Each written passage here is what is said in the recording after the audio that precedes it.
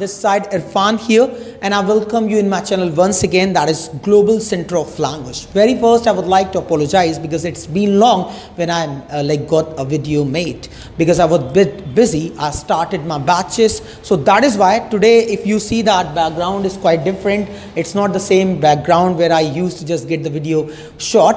Today I'm gonna shoot the video in my coaching only, right? And I just have brought a very special lesson for you all. I hope you must be enjoying the videos and you all give me like, comment and share my videos. That simply I appreciate, because of this I'm just getting a kind of positive energy in myself, and just sparing some time for you guys so that you can study while sitting at home and you can learn something special in English. तो video को शुरू करने से पहले what I would say, अगर आप इस channel पे नए हैं तो प्लीज इसे अभी सब्सक्राइब करें, बेल आइकन को प्रेस करें और ज्यादा से ज्यादा लोगों से इसको शेयर करें, सो दैट जो लोग नहीं आ पा रहे हैं कोचिंग या पेमेंट नहीं है उनके पास है, कोई भी इश्यू और वो वीडियो को नहीं देख पा आ नहीं पा रहे, तो एटलीस्ट वो वीडियो देखकर इंग्लिश को कंटिन्यू कर पाएं और बेसिक सीख पाएं। तो चलिए आज हम क्या बात करने वाले हैं, आज क्या स्पेशल है हमारे पास। आज हम बात करेंगे स्मेल्स की। किसकी?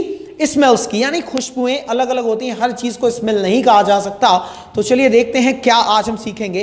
पहली जो फ्रेग्रेंस, जैसे हम पहली खुशबू की बात करें तो जब आप डीओ लगाते हो, तो जब आप डीओ लेने जाओगे ना, भैया अच्छी स्मेल वाला देना, नो डोंट से दैट, भैया अच्छी सी फ्रेग्रेंस का कुछ दिखाइए।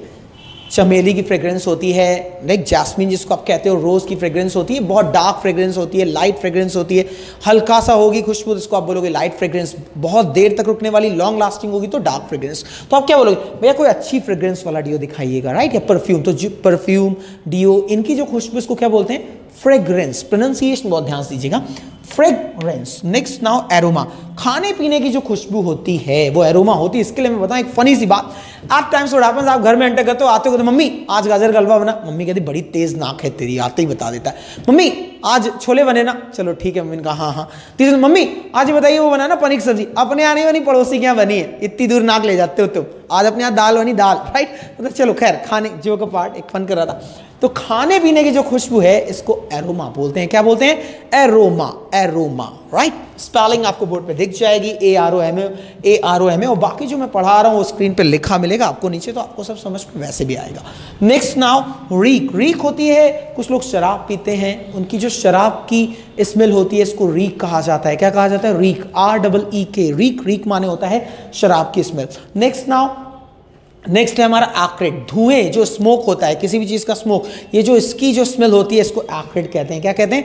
एक्रेट। स्टिंक, स्टिंक होती है, किसी के मुंह से बदबू आती है, एक kind of disease it is called pyorrhoea, right? आपने अगर मूवी देखी इश्क, तो वो कहता है कि ये टूथपेस्ट मेरा, वो कहती है मेरा है, जूही चावला और लाइक आमिर खान होते हैं, बोले नज़र मैंने पहले डाली थी, बोला ऑर्डर मैंने पहले दिया था, तो एकदम से जूही चावला बहुत फ्रस्ट्रेट हो जाती है, इरिटेट होती है और ऐसे लगाती है हाथ में, बोलती you need it because your mouth stinks. क्या बोलती है? You need it because your mouth stinks, right? आपको याद होगा ये, फिर वो निकालता आमिर खान एक चाकू और जमान ए चू, राइट? तो आपको याद आ जाएगा, इस मूवी में बोलती है you need it, your mouth stinks. मुंह की बदबू स्टिंक कहलाती है। तुम्हारे मुंह से बदबू आ रही है, योर माउथ इज स्टिंकिंग, तुम्हारे मुंह से बदबू आती है, your mouth stinks, right? Next now stench. Stench होता है बहुत बुरी बदबू, जैसे कोई इंसान मर गया, कुत्ता मर गया, कोई जानवर मर गया, या मोजे कई बार आप गर्मियों में पहनते हो, आजकल सर्दियां हैं, चलिए अब उतना नहीं है, सर्दी एंटर कर गए हम, कहीं ना कहीं विंटर स्टार्ट हुआ है, सीजन बदल रहा है, लेकिन गर्मियों में दिक्कत बहुत होती है। आप पूरे दिन शूज पहनो, रात में जब घर पहुंचो तो किसी के मुंह से बहुत बुरे गंध आते हैं, इसको स्टेंच कहते हैं। Your socks are stenching man, just go and change it, right? या मैं कहता हूं व्हाट इज स्टेंचिंग हियर, इतनी बुरी बदबू क्यों आ रही है? Did you do something? Just kidding, right? Next now, musty. Musty का मतलब होता है मिट्टी की खुशबू। जब हम मिट्टी की खुशबू की बात करते हैं इंग्लिश में, तो मिट्टी की खुशबू को मस्टी कहा जाता है। क्या कहा जाता है? मस्टी। ये होती है मिट्टी की खुशबू। Next now body odour. Body odour होता है पसीने की बदबू। कई बार आप जब परफ्यूम लेते हो तो उसमें लिखता है it gives you relax for 24/7 from body order. तो बॉडी ओडर का मतलब होता है पसीने की जो बदबू होती है, इसको बॉडी ओडर कहते हैं। और पंजेंट, जब आप प्याज काटते हो उससे जो झाग निकलता है, या आप सरसों का तेल लेते हो प्योर, तो उसको जब आप पिरवाते हो, मतलब जो ग्राइंड होता है ना, उससे खली निकलती है, और जब वो उसमें से नया तेल अगर आप उठाओगे तो झाग होती है बहुत बुरी, अगर अभी जो है उसको ग्राइंड किया गया होगा। तो इस झाग को इंग्लिश में पंजेंट कहते हैं। क्या कहते हैं? पंजेंट। तो ये तो बात हो गई कुछ स्मेल्स की। Let's come back to the class now, और अब हम ग्रामर को सीख लें। ये तो हमने स्मेल्स जानी, कुछ एडिशनल जाना। ग्रामर में आज मैं आपके लिए लाया हूं टॉपिक बीइंग। बीइंग कब लगता है इंग्लिश में? Let's talk about this. Being लगता है जब हम बात करते हैं किसी चीज के नाते। जैसे मैं कह दूं एक दोस्त होने के नाते, तो मैं बोल दूंगा बीइंग अ फ्रेंड। एक टीचर होने के नाते, बीइंग अ टीचर। एक भाई होने के नाते, बीइंग अ ब्रदर। एक क्रिकेटर होने के नाते, बीइंग अ क्रिकेटर। अब मैं पूछ रहा हूं, बताइए, एक सैनिक होने के नाते, बीइंग अ सोल्जर। बिल्कुल सही है। एक अच्छा दोस्त होने के नाते, बीइंग अ गुड फ्रेंड। बिल्कुल सही जो आपने बोला, यही होगा। तो यही था। अब आते हैं इसके कुछ सेंटेंस करते हैं। एक दोस्त होने के नाते तुम्हें उसकी मदद करनी चाहिए, तो being a friend you should help him. क्या बनेगा? बीइंग अ फ्रेंड, एक दोस्त होने के नाते you should help him. Suggestion दे रहे हैं तुम्हें उसकी मदद करनी चाहिए। पहले इसके पिछला लेसन जो है उसका लिंक में डाल दूंगा, शुड पे ही था, राइट? शुड मस्त पढ़ा चुका हूं मैं। तो being a friend you should help him. क्या बोलूंगा? Being a friend you should help him. Next now second पे आते हैं। बड़ा अच्छा सेंटेंस बनाया बोर्ड पे, बहुत ध्यान से देखिएगा।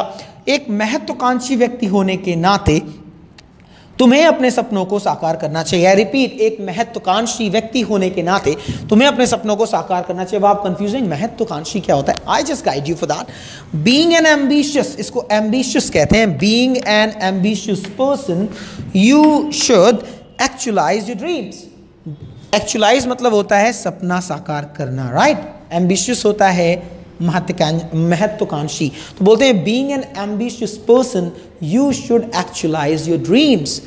सपने साकार करना एक्चुअलाइज योर ड्रीम्स होता है। तो being an ambitious person, I repeat for the last time, being an ambitious person you should actualise your dreams. Being an ambitious person you should actualise your dreams. कुछ sentence और कहते हैं, एक सैनिक होने के नाते तुम्हें देश के लिए अपनी जिंदगी दांव पर लगा देनी चाहिए। Being a soldier you should put your life at stake. दांव पर, इसको इंग्लिश में बोलते हैं एट स्टेक। क्या बोलते हैं? At stake. इसका मतलब होता है दांव पर।